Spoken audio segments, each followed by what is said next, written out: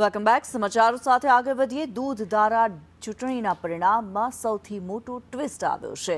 ભરૂચ વાગરા આમોદ બેઠક પર ટાઈ પડી. ટાઈ પડતા ચિઠ્ઠી ઉઠાડતા રાજ સંજય કુમારની જીત થઈ. બંને ઉમેદવારોને 13 મત મળતા ચિઠ્ઠી ઉછાળવામાં આવી. ઘનશ્યામ પટેલની પેનલના રાજ સંજય કુમારની જીત થઈ.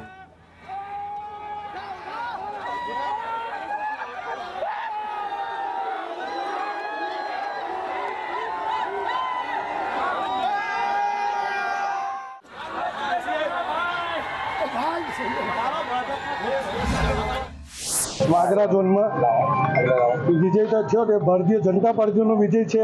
ઘનશ્યામ પટેલ સાહેબનો વિજય છે. હું વાગરા વિધાનસભાના ધારાસભ્ય જે દાવો કરતા હતા કે અમે 15 સીટ જીતીશું, એની સામે અમારી જીત છે. ટાઈ થાય તો ચિઠ્ઠી નાખી અધિકારીએ અને ચિઠ્ઠીની અંદર નાની બાકી વડે ખેંચાઈ અને એની અંદર ચિઠ્ઠીમાં નામ મારું નીકળ્યું.